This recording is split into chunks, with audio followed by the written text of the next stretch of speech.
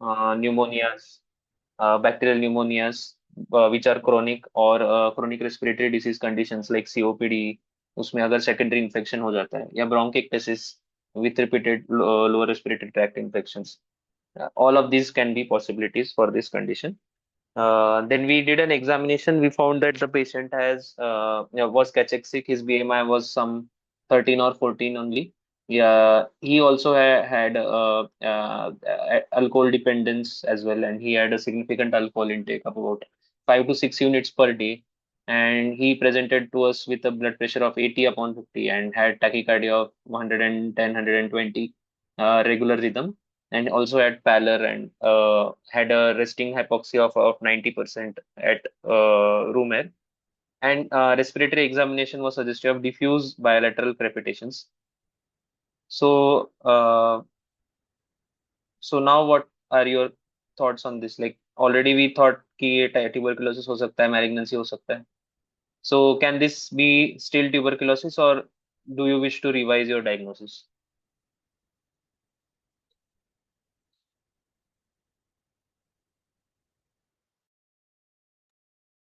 In view of these findings, anyone can tell what could be the other possibilities, or still are you saying it could be tuberculosis or malignancy?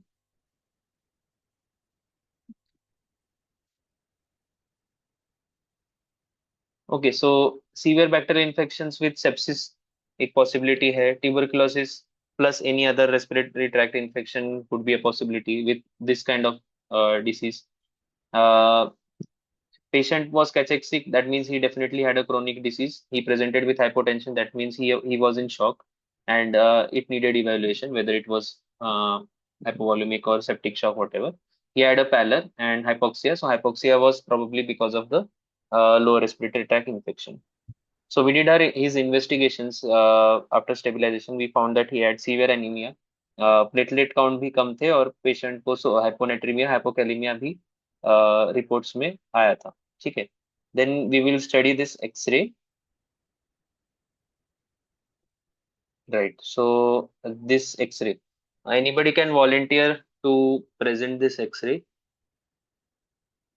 They can unmute and present x-ray, because x-ray presentation itself आपको exam में as a table viva रहता है, तो आपको x-ray present करना आना चाहिए. Anyone can describe this x-ray for us.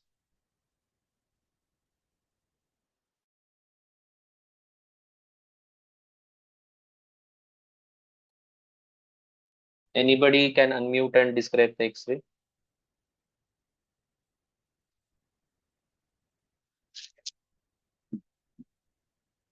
Okay, so this is a x-ray chest anteroposterior view. ठीक है. So how do you determine if it is a posterior anterior and anteroposterior view is something we need to study. ठीक है. तो वो कुछ 3-4 points रहते हैं. Depending on that, you should be able to say whether it is AP view or PA view. So when you start, you say that it's an X-ray chest anteroposterior view. Then you comment on the bony shadows and the soft tissues, which usually are normal. If it is a parenchymal lesion, then we usually focus on the parenchymal lesion. But you have to say that bony tissues and soft tissue shadows are normal. Then comment on the trachea. Here we see a trachea which is more or less centralized, and this is there's an endotracheal tube as well. The patient is in ICU and is connected to a mechanical ventilator. So definitely there is an endotracheal tube in the trachea. In the parenchyma, what you see is diffuse bilateral fibrocavitatory lesions, which also resemble fluffy cotton wool type of lesions, and it is present in all the zones of the chest X-ray. So in X-ray, when you describe an X-ray, आपको zones बोलना है. It is upper, middle, and lower zone. And when you examine the patient respiratory system examination में आपको lobes पे comment करना है, whether it is right upper, right lower, right middle lobe, like that. ठीक है.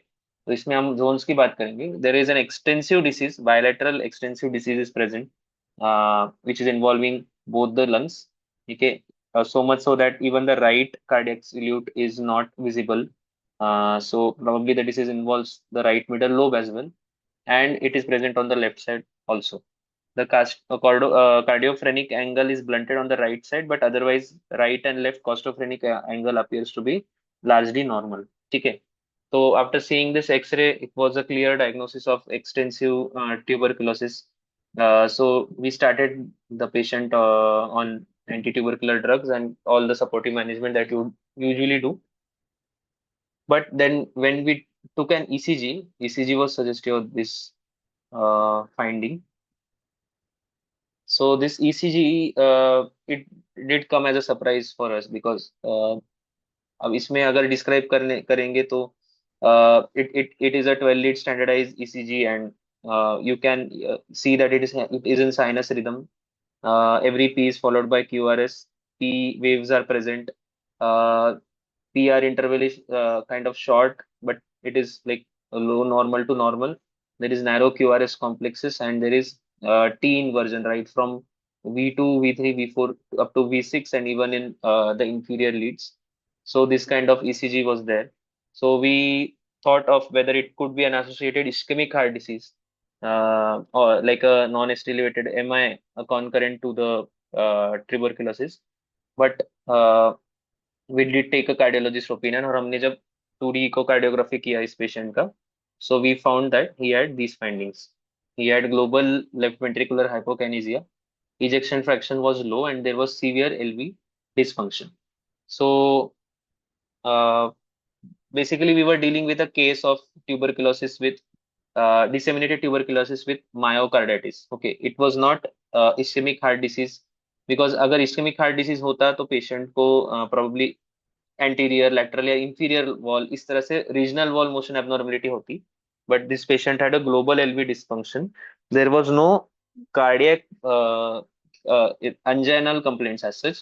So ischemic heart disease was ruled out. This was a case of tuberculosis with myocarditis, and we had to manage simultaneously both together. So learning about myocarditis is very important because it you can have so many patients with this kind of ECG, and you will probably treat this patient as an ischemic heart disease without knowing that this could probably also be myocarditis. So, for this patient, antiplatelets, anticoagulation could not be given because, as you see, he had severe anemia and thrombocytopenia and history of alcohol. So, liver disease could not be ruled out easily. So, इस patient को हमें supportively manage करना था.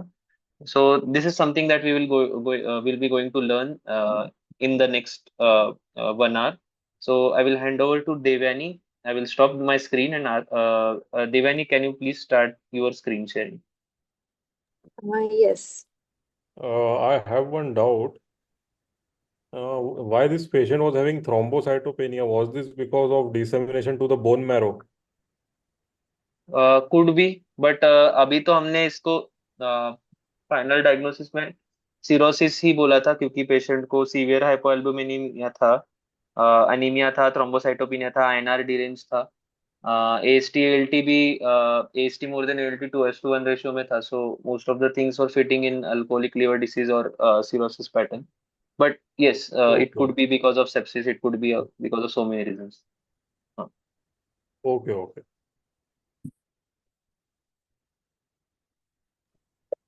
Okay, should I start my screen sharing? हाँ, just a minute. हाँ, मैं इसको बंद कर देता हूँ उसी पर. Okay.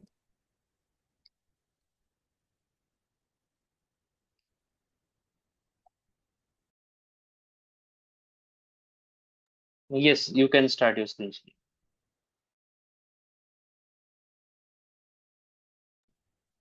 Can you see my screen?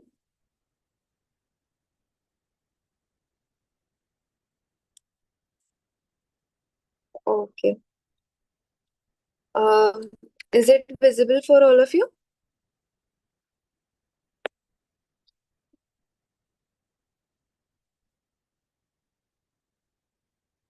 Okay. As Sir discussed with us the case of myocarditis with TB, today's topic is cardiomyopathy, and I am Divyani. Good evening, everyone. First of all, what is cardiomyopathy? It is a heterogeneous group of myocardial diseases associated with mechanical or electrical dysfunction. It usually exhibits inappropriate ventricular hypertrophy or dilatation. Etiologically, it is separated between two, primary and secondary. Primary is solely confined to the heart muscle, and secondary has systemic multi-organ involvement. It has three main subtypes, which is dilated, hypertrophic, and restrictive. We will be discussing these one by one, and we'll be coming back to this table later. Now, starting with dilated cardiomyopathy. Most common cause of dilated cardiomyopathy is genetic. It includes cytine gene mutation, LMNA-AC gene mutation, dystrophin gene mutation. Now, most common of these is cytine gene mutation. It is found in up to 25% of familial DCM cases. And dystrophin has X-linked inheritance, and it directly links to muscular dystrophies. Some other causes are, first of all, infectious myocarditis. It is mostly viral. It includes Coxsackie virus B, adenovirus, parvovirus B90, and Chagas disease in endemic areas. There are some toxins and drugs also, which is chronic alcohol abuse, chemotherapeutic drugs, which are doxorubicin and trastuzumab. It can also happen during the last month of pregnancy or up to 5 months postpartum. Now, moving on to the pathophysiology, the primary problem here is characterized by ventricular dilatation. It includes left ventricle mostly, and may also include right ventricle. It results in systolic dysfunction, which decreases the ejection fraction. So, the core issue here is impaired myocardial contractility. There are some cellular and molecular changes happening. The first is myocyte degeneration, which leads to apoptosis. Second is cytoskeletal dysfunction, which leads to impaired force transmission. There is mitochondrial dysfunction also, which results in decreased ATP production. And there are development of interstitial fibrosis. The result is weak and poorly contracting myocardium. As a result of all these cellular and molecular changes, the contractility is reduced, which reduces the stroke volume, which requires compensatory dilatation. Now, according to Frank Sterling mechanism, the initial dilatation maintains the cardiac output, but later it stretches excessively and worsens the contraction, which makes the chamber spherical and warning also occurs. Now, this leads to some hemodynamic changes, which includes decreased cardiac output, increased end diastolic volume and pressure, increased left ventricular filling pressure, which causes pulmonary congestion, which eventually leads to heart failure. This requires some neurohormonal activation, which is compensatory in nature and harmful long term. It has three mechanisms. First is RAS mechanism, as we all know. It causes vasoconstriction, sodium and water retention, which increases the preload and afterload and eventually worsens the condition. Second is sympathetic activation. It increases the heart rate and contractility initially, but chronically it downregulates the beta receptors. And third is ADH release. It also causes water retention, hemodilution, and hyponatremia. Now, to summarize all of this, the final pathway is first myocyte injury occurs, which causes the systolic dysfunction, which causes dilatation, which causes neurohormonal activation, which results in further dilatation, eventually resulting in heart failure. Okay. Now, moving on to the clinical features of dilated cardiomyopathy. It clinically manifests as symptoms of congestion. It shows progressive dyspnea on exertion, orthopnea, PND, variability. You can see some systemic fluid retention also, which shows anorexia, early satiety, right upper quadrant pain, and ascites. You can see some thromboembolic events also. Now, on physical signs on examination, we can see gallop rhythms, which is third heart sound. It is due to the rapid deceleration of blood into highly compliant and non-empty ventricle. Now, displaced point of maximal impulse. First of all, what is point of maximal impulse? Where you can normally feel the apex beat of heart on the fifth intercostal space and on mid-clavicular line. But here it is displaced laterally and downwards with a diffuse hyperdynamic character. You can also hear some functional murmurs, which include holosystolic murmur at the apex. I just wanted to ask, what is the type of LV you'd expect in this condition, dilated cardiomyopathy? Is it a pressure overload apex or is it a volume overload apex? क्योंकि जिस तरह से explain किया गया, displace laterally and downward is very specific for a type of LV which is volume Mm, overload LV. Okay. So when you okay. get a case of let us say aortic stenosis है या फिर hypertrophic cardiomyopathy है या even primary hypertension है, the LV type you get in these conditions is a pressure overload LV, जिसमें आपको Okay. apex जो रहेगा that will be localized to a single intercostal space and it will have a uh, it is localized to basically a single intercostal space. ठीक है, it will lift your finger and it will be an heaving character. ठीक है. But most important difference यहाँ पे जो है dilated cardiomyopathy में, जैसे तुमने ऑलरेडी एक्सप्लेन किया है, it is a when there is a systolic dysfunction is happening because of there is systolic dysfunction happening so that the LV has to there is increase LV overload. तो LV size में बड़ा होते जाता है and basically it dilates and so that the apex is shifted downwards and outward. So whenever you have a downward and outward apex, you will get a Okay. diffuse hyperdynamic kind of apex. Diffuse apex का मतलब ये है कि you will not be able to localize the apex. So when you try to localize the apex in inspection and palpation, you will feel that the apex is quite diffuse in multiple intercostal spaces. So उस time पे you will say that's a diffuse apex, and you will also get heaving character of the apex, or a better word is a hyperdynamic character of the apex. Okay. तो ये एक important चीज है. दूसरा Gallup rhythm is also not specific to this condition. Even in cases of LV failure, you can get a S3. And functional murmur, yes, it is important. यहाँ पे because of Sir, stretching you of are the valve. inaudible in between. Okay, I guess it is because of my network. uh, अभी ठीक आ रहा है? Srinidhi, your voice is breaking. Okay. एक बार मैं reconnect करके देखता हूँ. Yeah.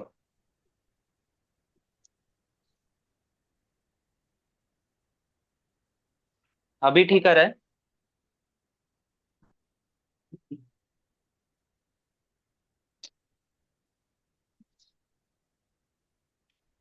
अभी ठीक आ रहा है आवाज? Hello.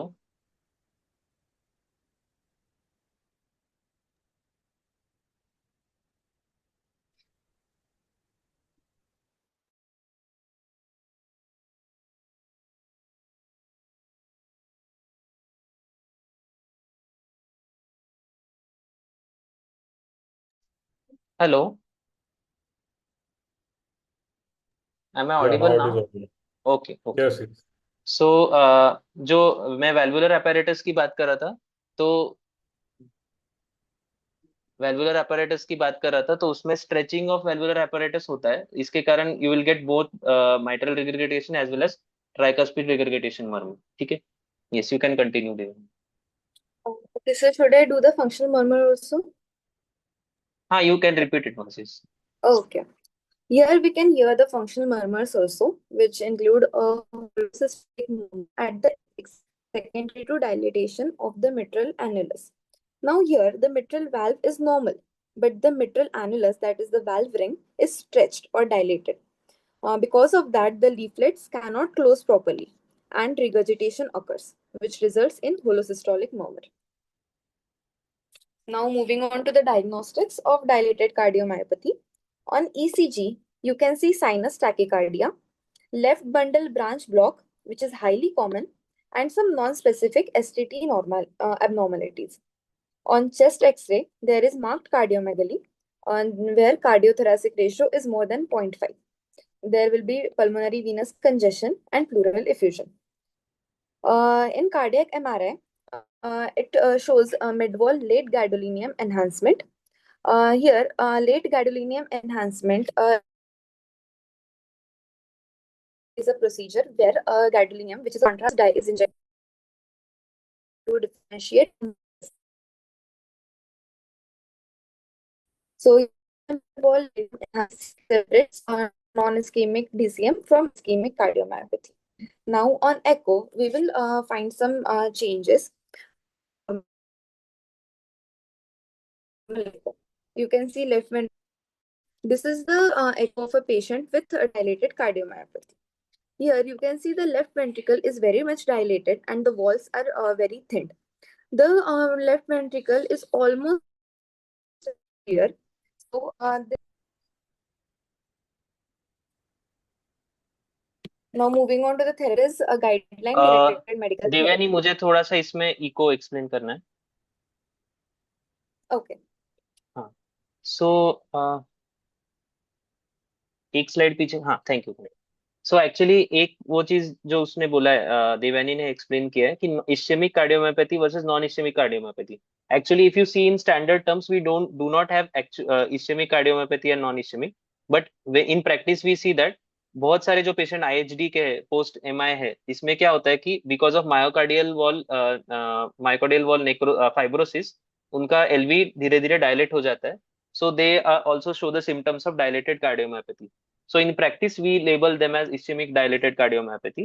And for those patients for whom there is no evidence of ischemic heart disease, evidence of ischemic heart disease मतलब क्या हो सकता है?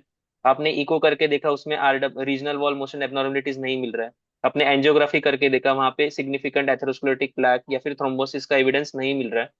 ऐसे टाइम पे we say that it is non-ischemic cardiomyopathy. For non-ischemic cardiomyopathy, actually finding the cause is very very important. ठीक है. इसलिए हम लोग वर्कअप करते हैं. उसमें फिर बाकी चीजें आती है, एमआरआई आ गया, फिर टॉक्सिन्स के लिए देखना हो गया, या फिर प्रेगनेंसी में पेरिपार्टम कार्डियोमायोपैथी हो गया, या फिर ड्रग्स हो गए, ऑल ऑफ दिस, या फिर genetic. Most of the DCM patients you can find there they have a genetic component.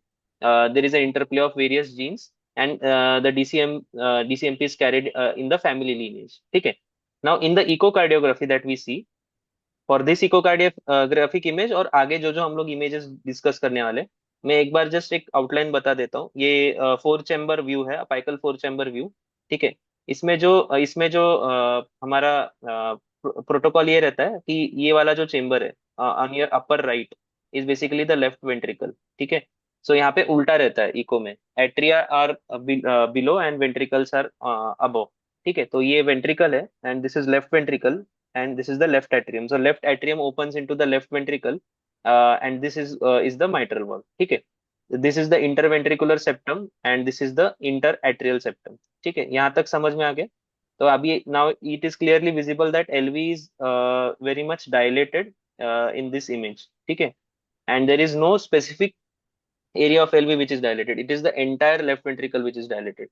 That is why it is said in echo report that it's a global hypokinesia. ठीक है.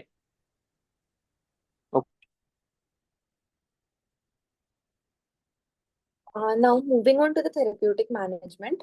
Firstly, there is guideline-directed medical therapy, which includes 4 types of drugs. First is ACE inhibitors, beta blockers, aldosterone antagonists, and SGLT2 inhibitors. If a patient is on these drugs for more than 3 months and still his ejection fraction is less than 35%, then ICD placement should be done. What is ICD? ICD is the implantable cardioverter defibrillator. And if the patient's QRS duration is more than 130 milliseconds and he shows LBBB morphology, that is left bundle branch block morphology, then CRTD should be done. Now, what is CRTD? CRTD is cardiac resynchronization therapy defibrillator. Now, in the end-stage care protocols, there is VAC therapy, which is left ventricular assist devices, and there is heart transplant, which is the gold standard therapy, but it is rarely done. Now, moving on to the hypertrophic cardiomyopathy, the most common, almost all of the causes मुझे of एक ही चीज add करना है. ICD जो है, inter implantable cardioverter defibrillator, is also indicated in patients who have a history of sudden cardiac death in family. तो कई बार ये जो पेशेंट्स आते हैं ना, dilated cardiomyopathy, even hypertrophic cardiomyopathy, they remain asymptomatic, but there is some history of sudden cardiac death in family and there is a family evaluation. तो पूरे फैमिली का जब इवेल्युएशन होता है, ईसीजी इको सब किया जाता है, so you can find that certain patients with in the family, certain family members are having the disease but they are not actually symptomatic.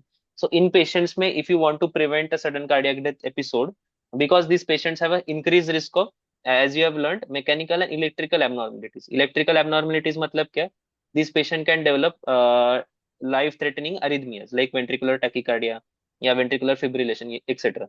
So because of this can lead to death. जैसे तुम लोगों ने देखा सुना होगा कि some person is very active, he's a sports person, मतलब gym में जाता है वगैरह वगैरह, and during intense exercise he develops a sudden cardiac death. So sudden cardiac death is by itself a huge chapter, but one of the cause is cardiomyopathy also. उसमें hypertrophic cardiomyopathy भी आता है, familial DCMP मतलब familial dilated cardiomyopathy भी आ सकता है. So if there is such a history and you find the evidence of the same disease in the person, to prevent a sudden cardiac death later, or if a person has survived a sudden cardiac death, जैसे कि कई बार ये होता है कि patient has just lost his pulse and he receives CPR and the treatment, emergency treatment very timely, so he recovers from that episode. अगर ऐसे हो जाता है, जैसे वेंट्रिकुलर टैकिकार्डिया में गया और पेशेंट को रिवाइव करके वापस we can bring him, so in these patients also an ICD is indicated.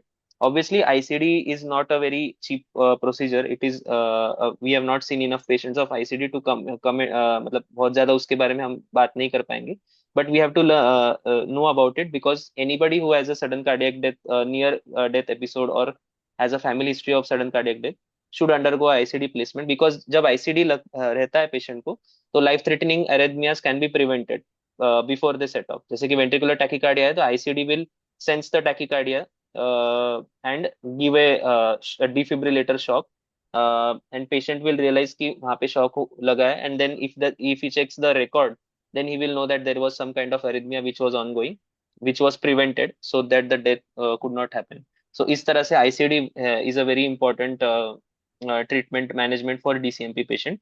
And similarly, if the patient has a abnormal morphology of on the ECG, that is LBB morphology जिसकी हम बात कर रहे थे, so broad complex QRS is always bad, because broad complex QRS का मतलब ये है कि normal जो conduction pathway is not followed, and the impulse is generated within the ventricle, or even if the impulse is generated above the ventricle, it is taking a longer duration to activate the ventricle. So these patients are again at risk of developing life-threatening arrhythmias. उसमें you can go for a cardiac resynchronization therapy along with a defibrillator. So दोनों चीजें उसमें होती है. So this is something very upcoming topics. You should read more about it. It can be asked in the questions also. ठीक है. Now moving. Also, I would like to add, can you go back to previous slide? Four pillar. Nowadays, there is fifth pillar also. Are you aware of it? um, So dapagliflozin and empagliflozin are recently gaining more traction in this heart failure treatment, but fifth pillar has come. It is varicegoat. It is cyclic GMP stimulator. It increases the NO levels in the blood, relaxes the blood vessels, and reduces the stress on heart. I am putting the name in the chat. It is varicegoat. It is now the fifth pillar.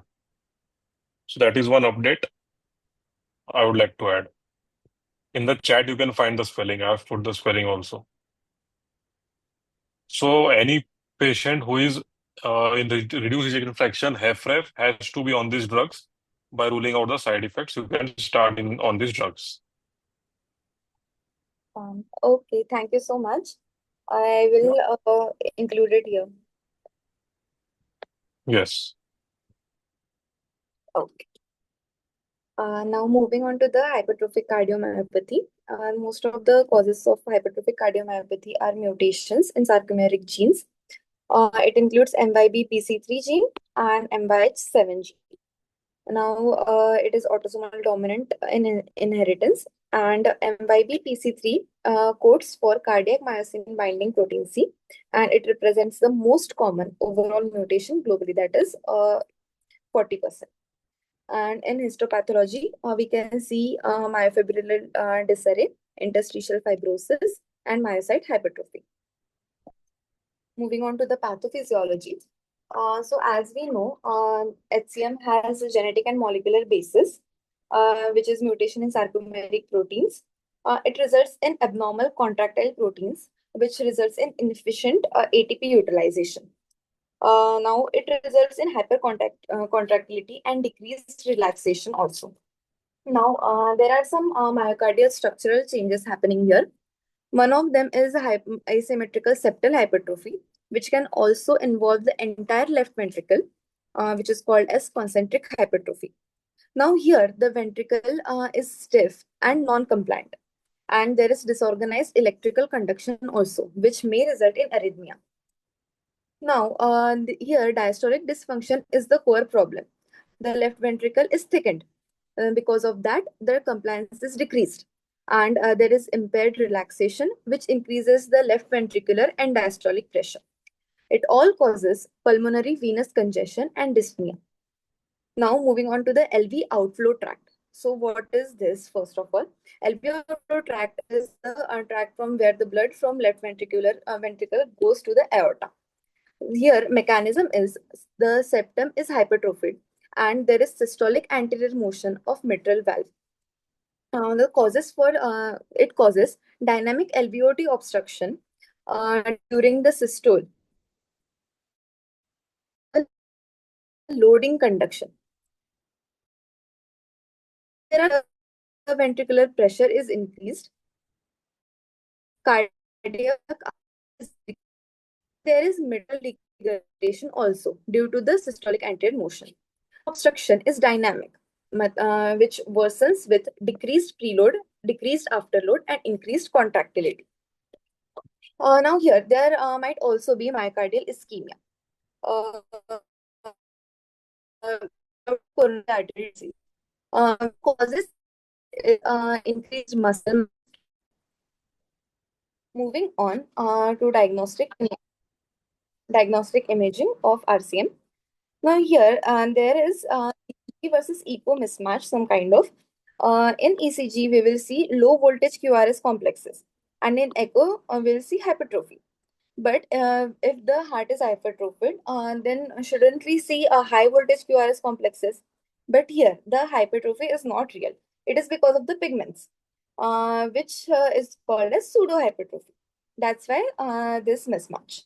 In echo, we will see thickened walls. There will be characteristic sparkling or granular appearance. There will be biatrial dilatation, as here you can see on the echo here. There is a biatrial dilatation and a pericardial right ventricle. And amyloidosis, we can also do bone scintigraphy. Now, moving on to the therapeutic management, there is no specific therapeutic management for restrictive cardiomyopathy, but we can manage it symptomatically. Very important. Now, Takotsubo cardiomyopathy is also known as stress myopathy, also known as broken heart syndrome. Now, when a patient or person goes through a